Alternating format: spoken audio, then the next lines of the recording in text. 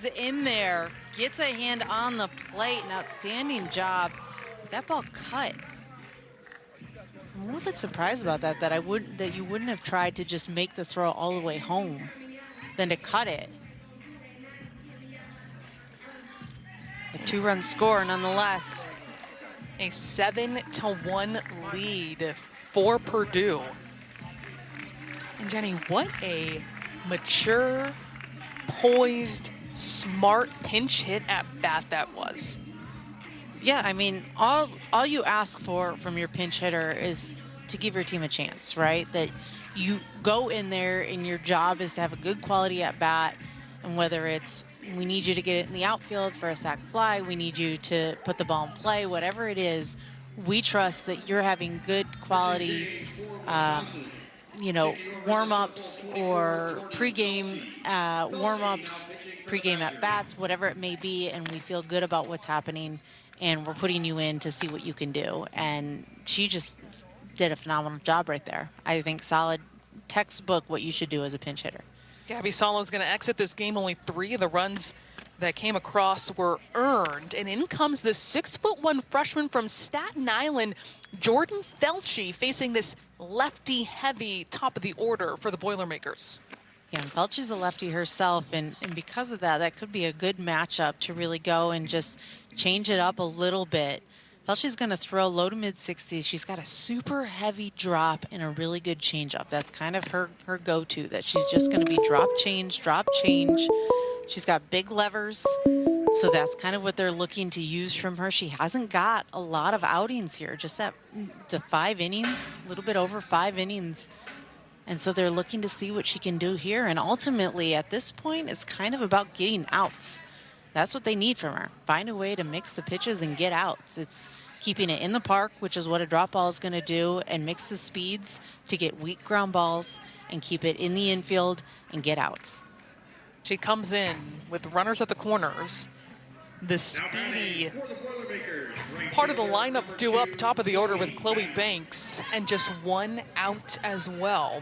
And this is what Coach Healy told us. You're going to see a heavy dose of lefties with both Purdue and Michigan this week here in Oklahoma City. And now good depth on this staff with 7 different pitchers to choose from. And Coach Healy did say that she might use her against these lefty lineups, knowing that she thought it would be a good lefty-lefty matchup here. So it's not a surprise that this is the relief pitcher that she chooses to use in a situation like this to get these outs. Going over to second is Condon. So now 2 runners in scoring position here for Purdue. They continue to apply pressure.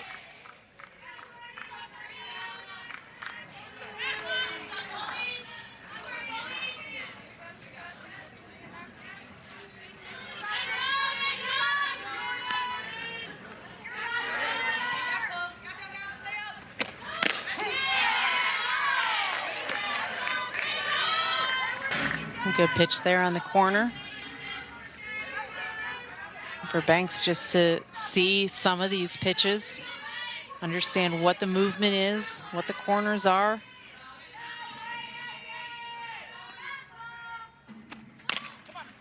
Chopped right back to Felci. She looks over at third, makes the throw to first. That is out number 2. And that's a huge out too, right? One that doesn't go far into the infield, goes straight back to the pitcher Felci. So she's able to make the quick play, takes 1 look over at Ramos at third base and makes the quick out so that she doesn't advance. Mariah Poehler, top 10 in the nation in batting average, .517 entering today. Doesn't have a hit so far, did reach on a walk a couple innings ago.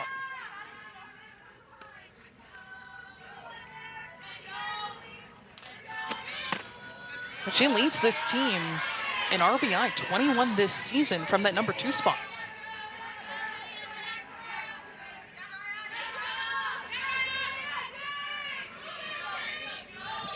Really for somebody like Puller, she's been fairly quiet this game. They've done a good job limiting what she's done.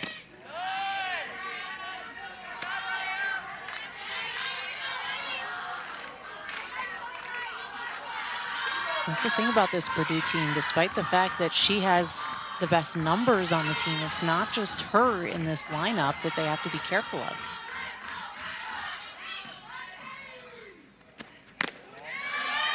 Puller is going to reach base.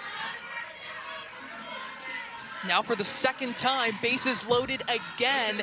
2 outs. We've batted around in this 5th inning. Kendall Bailey started things off with a hit by pitch. Scored on the 2-run home run by Delaney Reef right after that. That was all this inning.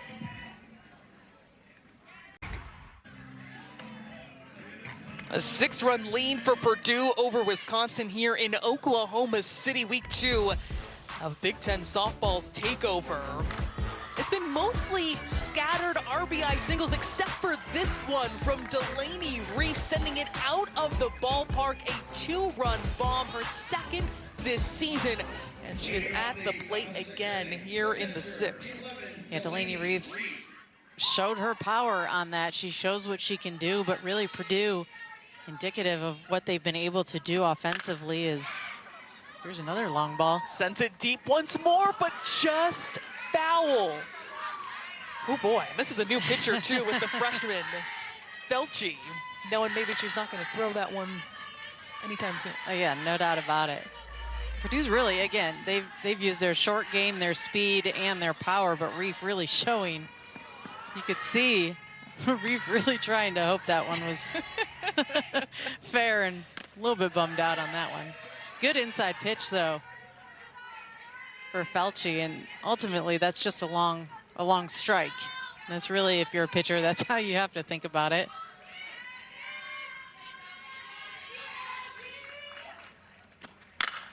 Reef again, hard hit down the left field line.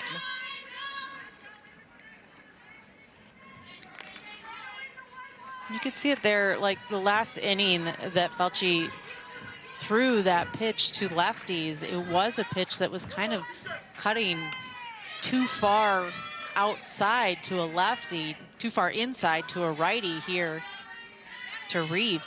She's turning on it well. But if you keep it inside enough on her, even if she squares up well on it, it will never be fair because she's keeping it inside enough on her, if that makes sense. So, again, home run or not, goes over the fence. Doesn't matter as long as it's foul. That's how you get ahead on a batter. Lined up the middle of base hits. What a last couple at bats for Delaney Reef. This time a leadoff single.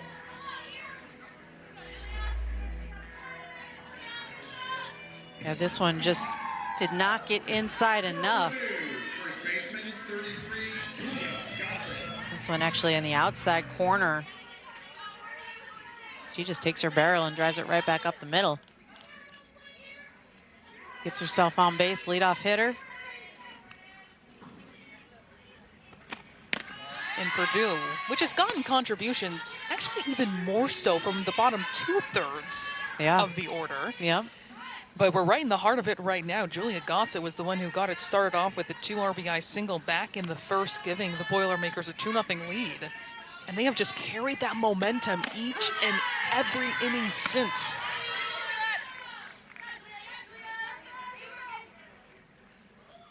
Gossett leads Purdue with 23 RBI this season.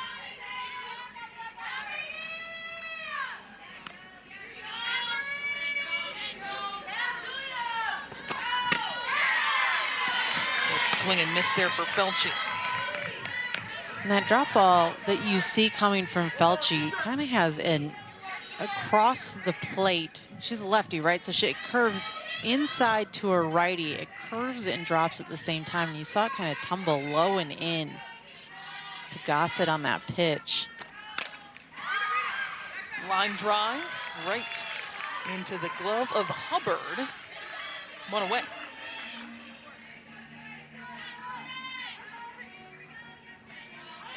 No solid contact there from Gossett as Scarmardo comes up. Or rather, it's going to be a pinch hitter, Ryan Ross, for the first time today.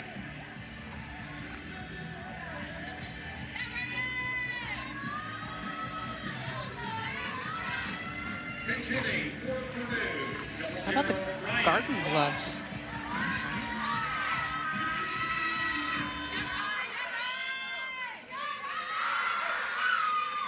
I think a lot of hitters use garden gloves, a little bit more durability.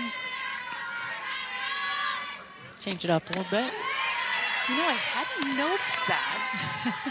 What's the story with that? I love it. I've seen a lot of batters use garden gloves. I guess they're work gloves, but sometimes when you take a lot of hacks, a lot of swings, a typical batting glove you'll break too many holes in them. Reef will scurry over to second. That ball getting past Wells.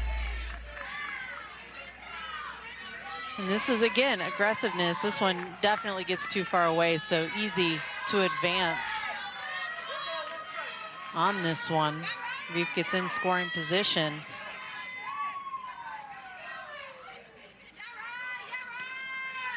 Put a Boilermaker in scoring position, though.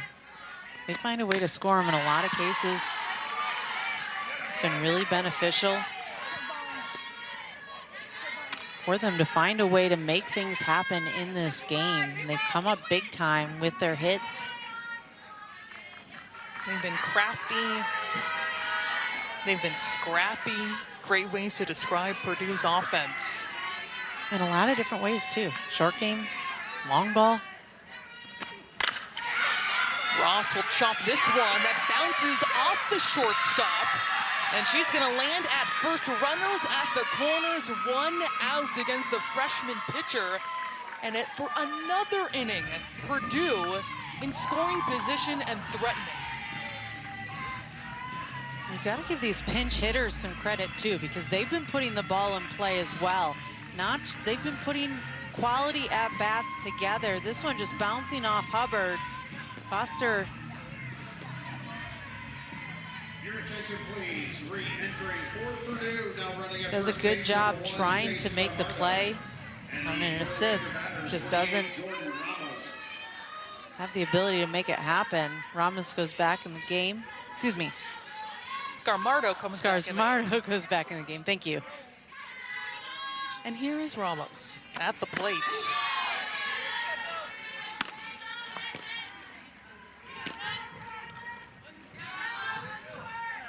Has a triple and a single in back-to-back at-bats.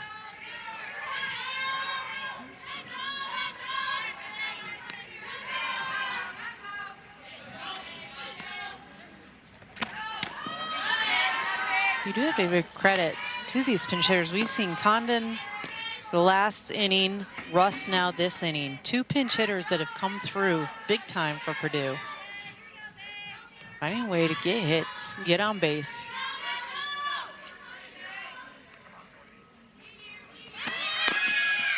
The throw down to second. And safely back at first is Scarmardo.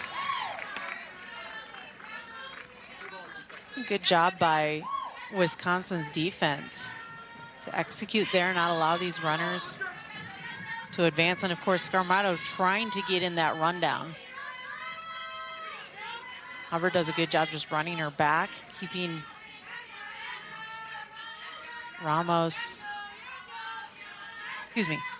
Reef honest there at third base. Chopped up to short again and bounces off of Hubbard. A run comes across, it gets into the outfield. Now a runner on third. But another one comes across for Purdue. When you hit the ball in play, you never know what can happen. That's the mindset of the Boilermakers as they take a 7-run lead. Well, and you have to hit it hard, and this one just took kind of an unfortunate last hop there right into Hubbard and bounces further away.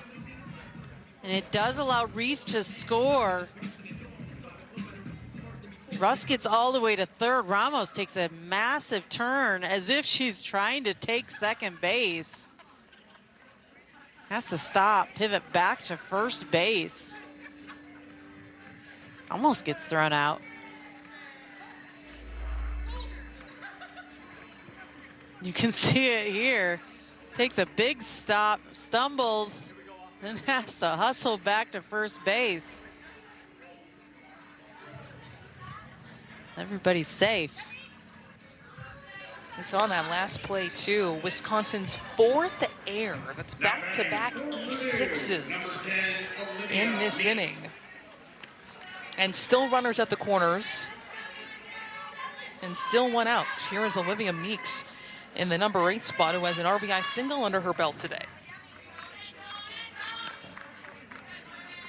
I saw a little frustration on Hubbard's face there. Getting over to second, 2 in scoring position is Ramos. You could see how when Meeks squared to bunt there, and as she kept that bunt out and continued to offer, the corners came in. The middles had to cover, and that left second base open for Ramos to take it easily. 2 in scoring position.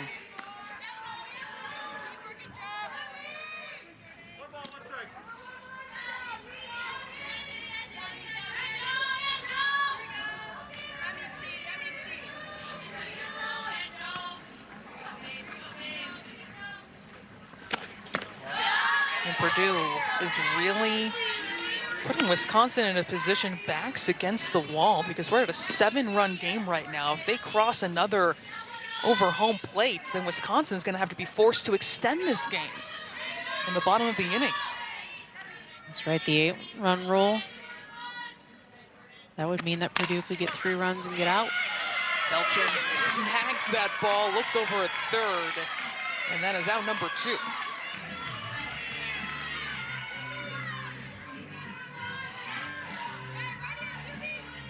Mark our calendar for July 12th for the BTN Big 10K returning to Soldier Field in Chicago. Scan the QR code, register right now at btnbig10k.com to be part of the 10K or the 5K race and the post-race tailgate party. Always a festive atmosphere. Every Big Ten fan is invited. You get some team-specific apparel as well. Always a great event, especially now in the expanded Big Ten.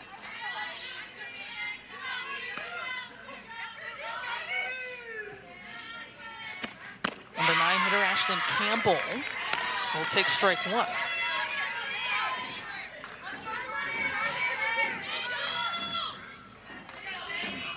You alluded to it earlier, Jenny.